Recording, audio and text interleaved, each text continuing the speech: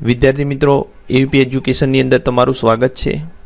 આજે આપણે ધોરણ 8માં ગણિત વિષયમાં પ્રકરણ 1 સમય સંખ્યાઓ વિશે ભણવાના છીએ। તો ચેનલને સબસ્ક્રાઈબ કરજો જેથી આગળના જે પ્રકરણ છે એમના વિડીયો તમને સરળતાથી મળી રહે। તો ચાલો ભણીએ સમય સંખ્યાઓ। તો વિદ્યાર્થી મિત્રો, અહીંયા અગાઉ આપણે 6 અને 7 ધોરણમાં શું શું ભણ્યા જોઈએ। તો 6 અને 7ની અંદર તમે પ્રાકૃતિક સંખ્યાઓ વિશે ભણ્યા, પૂર્ણ સંખ્યા વિશે ભણ્યા, પૂર્ણાંક સંખ્યા વિશે ભણ્યા, બરોબર। તો અહીંયા આપણે જોઈએ વિદ્યાર્થી મિત્રો, તો આ જે સમીકરણ આપણને આપેલું છે, બરોબર, એ સમીકરણનો અહીંયા ઉકેલ શોધીએ તો આપણને ઉકેલ મળે છે 2 બરાબરની આ બાજુ આવશે તો 13 ઓછા 2 થશે, તો આપણને મળશે અહીંયા 11। તો 11 એ વિદ્યાર્થી મિત્રો એ પ્રાકૃતિક સંખ્યા છે। એના પછી અહીંયા જોઈશું તો અહીંયા x વત્તા 5 બરાબર 5, તો 5 ને બરાબરની આ બાજુ લાવીશું તો x બરાબર 5 ઓછા 5 એટલે કે 0 મળશે, એટલે કે અહીંયા x બરાબર 0 મળે છે, બરોબર। અને 0 એ વિદ્યાર્થી મિત્રો પૂર્ણ સંખ્યામાં આવે, બરોબર।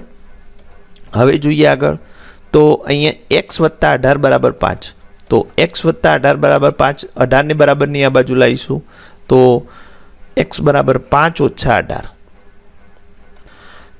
તો અહીં આપણને જવાબ મળશે વિદ્યાર્થી મિત્રો ઋણ -13 મળશે, બરોબર, -13 જવાબ મળે છે અહીંયા। તો અહીં -13 એ પૂર્ણાંક સંખ્યા કહેવાય, બરોબર, -13 એ પૂર્ણાંક સંખ્યા કહેવાશે। અગાઉ 0 પૂર્ણ સંખ્યા હતી અને 11 પ્રાકૃતિક સંખ્યા હતી। હવે આગળનું એક સમીકરણ છે 2x બરાબર 3, તો આનો જવાબ વિદ્યાર્થી મિત્રો આવશે 3/2। તો હવે આ 3 દૂતીયાંશને શું કહેવું, અને અહીંયા જવાબ આવે છે -7/5। તો -7/5ને કઈ સંખ્યા કહેવી, તો આ બે સંખ્યાઓ આપણને સમય સંખ્યાના અભ્યાસ તરફ લઈ જાય, એટલે કે હવે આપણે ધોરણ 8ની અંદર સમય સંખ્યા વિશે ભણવું પડશે, બરોબર। તો ચાલો આપણે સમય સંખ્યા વિશે ભણીએ। અહીં સૌથી પહેલાં આપણે સમય સંખ્યાના ગુણધર્મો વિશે ભણવાનું છે, એટલે કે સમય સંખ્યાઓ કયા કયા ગુણધર્મો ધરાવે છે। તો સૌથી પહેલો છે સમવૃત્તાનો ગુણધર્મ। તો એની અંદર સમય સંખ્યાના ગુણધર્મો સમજતા પહેલાં અહીંયા વિદ્યાર્થી મિત્રો પૂર્ણ સંખ્યાઓ, પછી પૂર્ણાંક સંખ્યાઓ એના ગુણધર્મો આપેલા છે, અને આગળ સમય સંખ્યાના પણ આપ્યા છે। તો અહીં 4 ક્રિયાઓ માટે સમવૃત્તાના ગુણધર્મો આપેલા છે, એટલે કે પૂર્ણ સંખ્યાઓની 4 ક્રિયાઓ। તો સરવાળા માટે પૂર્ણ સંખ્યાઓ, તો પૂર્ણ સંખ્યામાં આપણે જાણીએ છીએ વિદ્યાર્થી મિત્રો કઈ કઈ સંખ્યાઓ આવે, તો 0 થી 1 2 3 4 5 બધી સંખ્યાઓ એ પૂર્ણ સંખ્યાઓની અંદર આવી જાય। તો 2 પૂર્ણ સંખ્યાઓનો અહીંયા સરવાળો કરીએ છીએ 0 વત્તા 5, તો 5 જ જવાબ મળે છે। તો 5 જે છે વિદ્યાર્થી મિત્રો 2 સંખ્યાઓનો સરવાળો કરતો, 2 પૂર્ણ સંખ્યાઓનો સરવાળો કરતો મળતી સંખ્યા પૂર્ણ જ હોય તો આપણે કહી શકીએ કે સરવાળાની ક્રિયા માટે પૂર્ણ સંખ્યાઓ સમવૃત્ત છે। હવે અહીંયા પણ આપણને આપેલું છે કે 4 વત્તા 7 બરાબર અહીંયા શું મળશે, તો વિદ્યાર્થી મિત્રો 4 વત્તા 7 એટલે અહીંયા આપણને 11 મળે।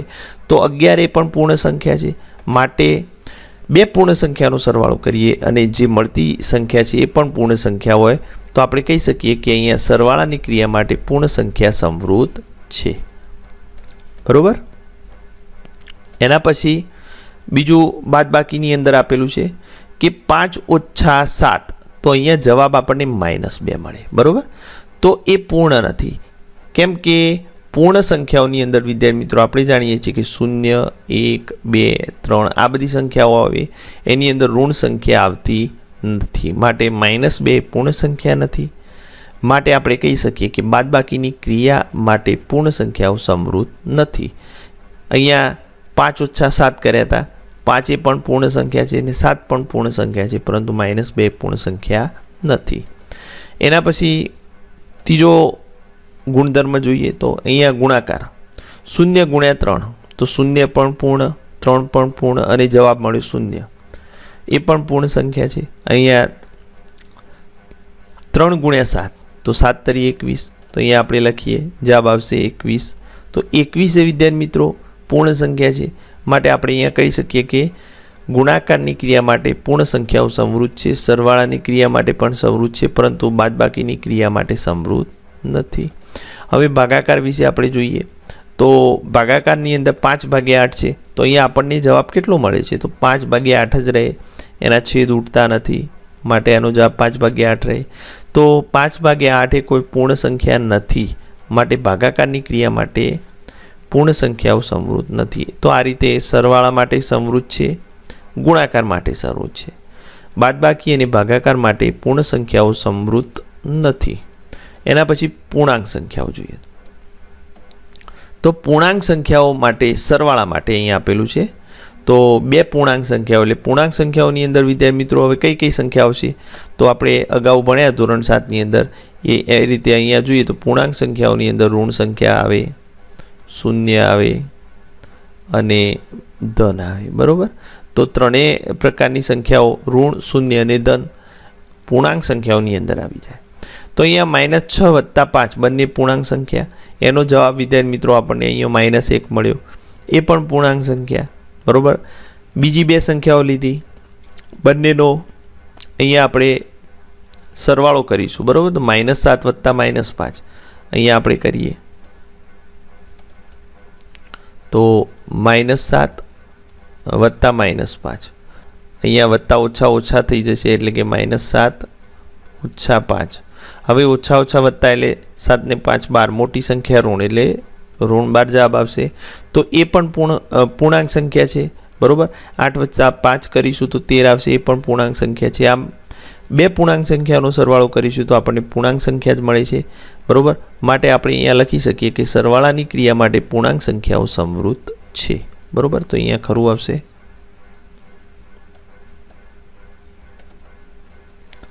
એના પછી બાદબાકી માટે, તો બાદબાકી માટે આપણે જોઈએ 7 - 5 2 જવાબ મળે છે, તો 2 પણ પૂર્ણાંક સંખ્યા છે. બરાબર, એના પછી 5 - 7 એ 2 સંખ્યાઓને ઉલટાવી દીધી, તો આપણને વિદ્યાર્થી મિત્રો જવાબ કેટલો મળશે? તો -2 મળશે. બરાબર, અહીંયા ઋણ 2 મળશે.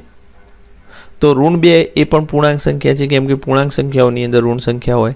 અહીંયા -6 - 8 -14 મળ્યા, એ પણ પૂર્ણાંક સંખ્યા છે. આમ આપણે કહી શકીએ કે બાદબાકીની ક્રિયા માટે પૂર્ણાંક સંખ્યાઓ સમૃદ્ધ છે. એના પછી આગળ ભણીએ આપણે. હવે પૂર્ણાંક સંખ્યાઓ માટે ગુણાકાર માટે આપણે સમૃદ્ધતા જોઈએ. તો 5 × 8 બરાબર વિદ્યાર્થી મિત્રો અહીંયા 40 થશે, 8 × 40, એ પણ પૂર્ણાંક સંખ્યા છે.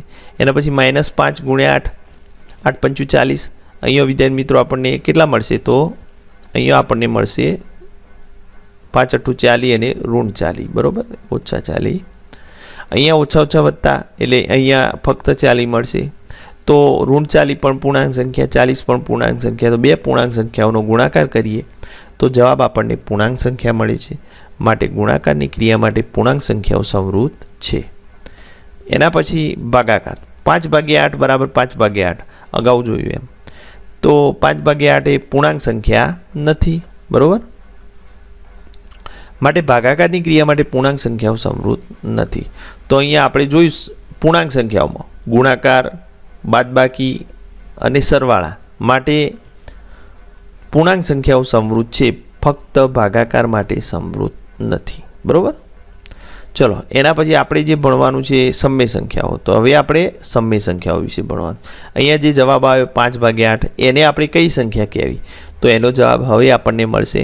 તો સમય સંખ્યા કોને કહેવાય? તો સૌથી પહેલાં આપણે જોઈએ તો સમય સંખ્યા અહીંયા જોઈએ તો એને અંગ્રેજીમાં રેશનલ નંબર કહે છે.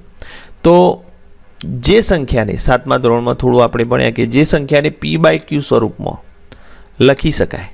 બરાબર, એટલે કે અંશ અને છેદના સ્વરૂપે. પીને અંશ કહેવાય અને ક્યુને છેદ કહેવાય. p/qના સ્વરૂપમાં આપણે જે સંખ્યાને લખી શકાય તેવી સંખ્યાને સમય સંખ્યા કહેવાય. જ્યાં p અને q એ પૂર્ણાંક સંખ્યાઓ છે. બરાબર, કેવી સંખ્યાઓ છે? પૂર્ણાંક સંખ્યાઓ. તો પૂર્ણાંક સંખ્યાઓની અંદર વિદ્યાર્થી મિત્રો અહીંયા આપણને જોઈએ તો ઋણ સંખ્યા આવે પૂર્ણાંક સંખ્યાઓની અંદર, શૂન્ય આવે અને ધન પૂર્ણાંક આવે. તો આ ત્રણેય પ્રકારની સંખ્યાઓ પૂર્ણાંક સંખ્યાઓમાં આવે. પી અને ક્યુ પૂર્ણાંક સંખ્યાઓ છે, પરંતુ અહીંયા શરત લખી છે કે ક્યુ નોટ ઇક્વલ ટુ 0, એટલે કે જે છેદમાં જે સંખ્યા આપેલી છે એ શૂન્ય હોઈ શકે નહીં. તો છેદની સંખ્યામાંથી શૂન્ય આપણે બાદ કરી દેવાનું. બરાબર. તો આ વ્યાખ્યા આપણને આવડી જાય એવી છે કે જે સંખ્યાને પી બાય ક્યુ સ્વરૂપમાં રજૂ કરી શકીએ અથવા લખી શકાય તેવી સંખ્યાને સમય સંખ્યા કહે છે, જો ક્યુ નોટ ઇક્વલ ટુ 0. ઉદાહરણ તરીકે અહીંયા -2/3, 6/7 એ સમય સંખ્યાઓ છે, જ્યારે 0, -2, 4ને પણ આપણે પી બાય ક્યુ સ્વરૂપે લખી શકાય. કઈ રીતે? તો વિદ્યાર્થી મિત્રો અહીંયા આપણે જોઈએ તો 0 જે છે એના છેદમાં આપણે 1 લખી શકીએ, કેમ કે કોઈ પણ સંખ્યાને 1 વડે ભાગીએ તો જવાબમાં કોઈ ફેર પડે નહીં, માટે 0 જ કહેવાય. -2ને પણ આ રીતે લખી શકાય, એને પણ 1 વડે ભાગીએ તો જવાબમાં કોઈ ફેર ના પડે. એના પછી 4, એને પણ આપણે 1 વડે ભાગીશું તો એના મૂલ્યમાં કોઈ ફેર પડશે નહીં. તો આ પણ સમય સંખ્યાઓ છે.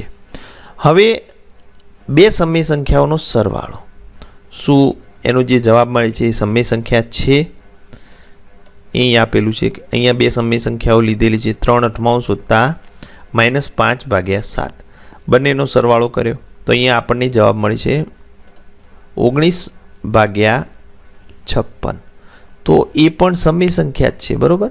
તો આ રીતે બે સંખ્યાઓનો સરવાળો કરતો મળતી સંખ્યા સમય સંખ્યા છે. બે સમય સંખ્યાઓનો સરવાળો કરીએ તો મળતી સંખ્યા સમય સંખ્યા છે, માટે આપણે એને કહી શકીએ કે સમય સંખ્યાઓ સરવાળા માટે સમૃદ્ધ છે. બરાબર. વિદ્યાર્થી મિત્રો, અહીંયા પણ બીજા બે ઉદાહરણ આપેલા છે. -3/8 વત્તા -4/5, એનો પણ સરવાળો અહીંયા કરવાનો છે, તમારે પ્રયત્ન કરવાનો. અને અહીંયા એ યાદ રાખવાનું છે કે જ્યારે છેદ જુદા જુદા હોય ત્યારે સમય સંખ્યાઓનો સરવાળો કરીએ ત્યારે છેદ સરખા કરવા પડે, અને સરખા કરવા માટે આપણે લસા લેવા પડે, જે આગળ આપણે શીખીશું. બરાબર. અહીંયા હવે બી જોઈએ આપણે, શું બે સમય સંખ્યાઓનો તફાવત ફરીથી સમય સંખ્યા મળે? તો અહીંયા બે સમય સંખ્યાઓ પેલી છે -5/7 ઓછા 2/3, બંનેનો તફાવત. તો વિદ્યાર્થી મિત્રો, અહીંયા આપણે તફાવત એટલે કે બાદબાકી. બરાબર. બાદબાકીની વાત છે. તો અહીંયા સૌથી પહેલાં છેદ સરખો કર્યો, લસા અહીંયા 21 આવે છે, તો છેદમાં 21 કર્યા તો -29/21 જવાબ આવે છે. તો મળતો જવાબ પણ સમય સંખ્યા છે. બરાબર વિદ્યાર્થી મિત્રો. તો હવે આના ઉપરથી આપણે કહી શકીએ, અહીંયા ફરીથી બે સંખ્યાઓ આપેલી છે અને એની બાદબાકી આપેલી છે. તો અહીંયા આપણે તમારે છેદ સરખા કરી લસા લઈ અહીંયા મૂકેલું છે, તો આનો બાદબાકી આપણને કેટલી મળશે? તો આપણે જોઈશું. તો અહીંયા ઋણ જવાબ આવશે. બરાબર. તો -7/40 આટલો જવાબ મળે છે. અને આ પણ સમય સંખ્યા છે, માટે અહીંયા લખેલું છે કે બે સમય સંખ્યાઓની બાદબાકીની ક્રિયા માટે સમય સંખ્યાઓ સમૃદ્ધ છે. એટલે કે સમય સંખ્યાની બાદબાકી માટે સમય સંખ્યાઓ સમૃદ્ધ છે. બે સમય સંખ્યાઓ એ અને બી માટે એ ઓછા બી પણ સમય સંખ્યા છે. તો આ રીતે સમય સંખ્યાઓ એ બાદબાકી માટે સમૃદ્ધ છે. એના પછી સી, ચાલો બે સમય સંખ્યાઓના ગુણાકારની ક્રિયાઓમાં શું થાય છે તે આપણે જોઈએ. તો એની અંદર બે સમય સંખ્યાઓ આપેલી છે, એનો ગુણાકાર આપેલો છે, અને એનો ગુણાકાર કરવાથી આપણને જવાબ મળ્યો અહીંયા -8/15. બરાબર. -2/3 ગુણ્યા 4/5 જવાબ મળ્યો -8/15. તો અહીંયા જવાબ પણ એ સમય સંખ્યા જ છે. બરાબર. વળી અહીંયા આગળ બીજું ઉદાહરણ જોઈએ, 3/7 ગુણ્યા 2/5, અહીંયા જવાબ મળ્યો 6/35. તો એ પણ સમય સંખ્યા છે. બરાબર. અહીંયા આપણને આપેલું છે કે -4/5 ગુણ્યા -6/11 છેદ ઉડતા નથી, તો આપણે સીધો ગુણાકાર કરી શકીએ. ઋણ ચિહ્નો બેકી સંખ્યામાં, અહીંયા જુઓ ઋણ ચિહ્ન એકી સંખ્યામાં માટે જવાબ એ ઋણ આવ્યો. ઋણ ચિહ્ન બેકી સંખ્યામાં હોય ત્યારે જવાબ ધન થઈ જાય. 6 × 24 અને 11 × 55, આપ 11 × 55. બરાબર. આ પણ સમય સંખ્યા છે, માટે અહીં પણ લખેલું છે. બરાબર. આપણે કહી શકીએ કે ગુણાકારની ક્રિયા માટે સમય સંખ્યાઓ સમૃદ્ધ છે, કેમ કે કોઈ પણ બે સમય સંખ્યાઓ એ અને બી માટે a ગુણ્યા બી પણ સમય સંખ્યા છે. બરાબર. હવે આપણે ભાગાકાર વિશે જોઈએ તો આપણે નોંધીએ બે સમય સંખ્યાઓ લીધી -5/3 ભાગ્યા 2/5. બેનો ભાગાકાર કર્યો તો વિદ્યાર્થી મિત્રો અહીંયા આપણને મળ્યા -25/6. એ પણ સમય સંખ્યા છે. બંને બીજી બે સંખ્યાઓ આપણને આપેલી છે 2/7 ભાગ્યા 5/3. હવે અગાઉ આપણે ભાગાકાર શીખ્યા ના હોય તો હવે શીખીશું, બરાબર. તો જ્યારે આવી રીતે બે સંખ્યાઓનો ભાગાકાર હોય ત્યારે આપણે શું કરીએ છીએ કે ભાગ્યાના ગુણા કરીએ તો પાછળની સંખ્યા ઉલટાઈ જાય. આપણે આવું કરીએ છીએ, બરાબર. તો હવે છેદ ના ઉડે તો આપણે ગુણાકાર કરી દઈશું 3 દુ 6 અને 7 પંચું 35. તો આપણને જે જવાબ મળ્યો 100/35 એ પણ સમય સંખ્યા જ છે. અહીંયા પણ જવાબ મળશે એ સમય સંખ્યા જ છે વિદ્યાર્થી મિત્રો, બરાબર. આ રીતે પરંતુ અહીંયા આપણે આગળ જોઈએ કે શું તમે કહી શકો કે સમય સંખ્યાઓ ભાગાકારની ક્રિયા માટે સમૃદ્ધ છે? કોઈ સમય સંખ્યા એ માટે a ભાગ્યા 0 એ અવ્યાખ્યાયિત છે. તો અહીંયા આપણે એ ધ્યાન રાખવાનું છે કે કોઈ પણ સંખ્યાને આપણે જો શૂન્ય વડે ભાગાકાર કરીએ તો એનો જવાબ મળતો નથી, એટલે કે એ અવ્યાખ્યાયિત છે. માટે શૂન્ય સિવાય શૂન્યને જો આપણે અપવાદ ગણીએ તો ભાગાકારની ક્રિયા માટે સમય સંખ્યાઓ સમૃદ્ધ છે, બરાબર. શૂન્ય સિવાય બાકીની બધી સંખ્યાઓ એ ભાગાકારની ક્રિયા માટે સમૃદ્ધ છે, બરાબર. એના પછી વિદ્યાર્થી મિત્રો આપણે જોઈએ કોષ્ટક આપેલું છે, પ્રયત્ન કરો નીચેના કોષ્ટકમાં ખાલી જગ્યા પૂરો. તો અગાઉ આપણે જે શીખ્યા એ અહીંયા આપણે પૂરવાનું છે. તો સમય સંખ્યાઓ સૌથી છેલ્લે જે ભણ્યા એ સરવાળા માટે સમૃદ્ધ છે, હા. બાદબાકી માટે હા. ગુણાકાર માટે પણ આપણે જોયું કે એ સમય સંખ્યાઓ એ સમૃદ્ધ છે. પૂર્ણાંક સંખ્યાઓ માટે આપણે જોઈએ હવે તો પૂર્ણાંક સંખ્યાઓ એ સરવાળા માટે સમૃદ્ધ છે, હા. બાદબાકી માટે હા.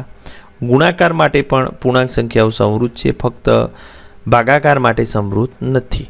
હવે પૂર્ણ સંખ્યાઓની વાત આવી તો પૂર્ણ સંખ્યાઓ સરવાળા માટે સમૃદ્ધ છે, બાદબાકી માટે નથી, અને ગુણાકાર માટે છે અને ભાગાકાર માટે નથી.